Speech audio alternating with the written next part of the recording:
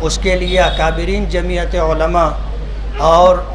آزادی کے لیے جن علماء کرام نے جد و جہد اور کوشش کی تھی،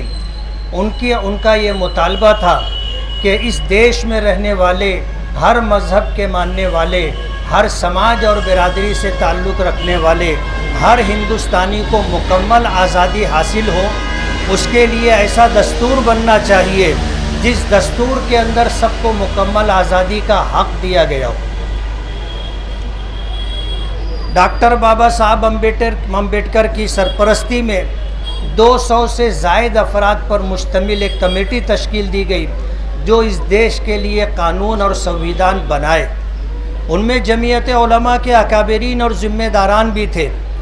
اور ان کا یہ مطالبہ رہا ہمیشہ سے، دیش کی آزادی سے پہلے قربانیاں دیتے رہے اور صف اول میں رہے اور بڑی سے بڑی قربانیاں دی، اور اس دیش کی آزادی کے لیے جو کچھ بھی جھیلنا تھا سب کچھ جھیلا۔ ان کا یہ مطالبہ تھا کہ اس دیش کا سنویدھان سیکولر ہونا چاہیے، جمہوری ہونا چاہیے، اور اس دیش کا قانون یہ ہو کہ جو بھی حکومت ہو وہ کوئی مذہبی حکومت نہ ہو بلکہ غیر مذہبی حکومت ہو۔ یہ قانون بن گیا۔ آج اس قانون کی دھجیاں اڑانے کی کوشش کی جا رہی ہے، اور اس بات کی کوشش ہو رہی ہے کہ اس دیش کو ہندو راشٹر گھوشت کیا جائے، اور یہاں پر جو ہے ایک مذہب کی بالادستی ہو، باقی دوسرے تمام مذاہب کے لوگوں کو اپنے مذہب سے دستبردار ہو کر کے اس دیش میں رہنا پڑے۔ آج ہمارے بزرگوں اور اکابرین نے اس لیے قربانیاں نہیں دی تھیں کہ اس دیش سے مذہب کو دیش نکالا جائے، بلکہ اس لیے قربانیاں دی تھی کہ اس دیش میں رہنے والے جہاں آج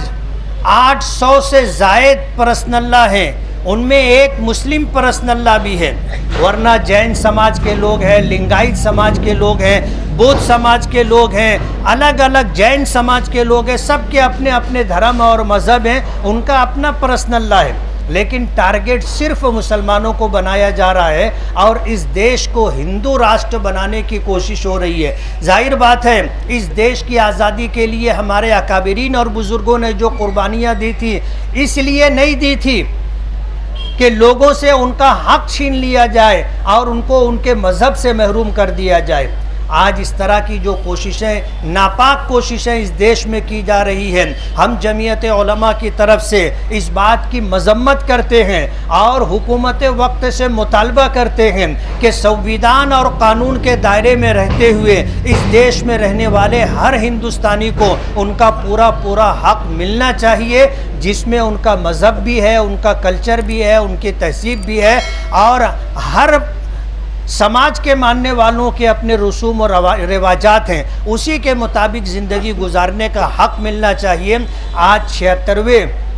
یوم آزادی کے موقع پر آپ لوگوں کو بالخصوص اور عموماً دیش کے تمام لوگوں کو ہم یوم آزادی کی مبارکباد پیش کرتے ہیں، اور یہ امید کرتے ہیں کہ انشاءاللہ جس طرح اس دیش کی آزادی کے بعد قانون بنا تھا وہی قانون انشاءاللہ باقی رہے گا اور اس دیش میں رہنے والوں کو مکمل آزادی حاصل ہوگی۔ بہت بہت شکریہ۔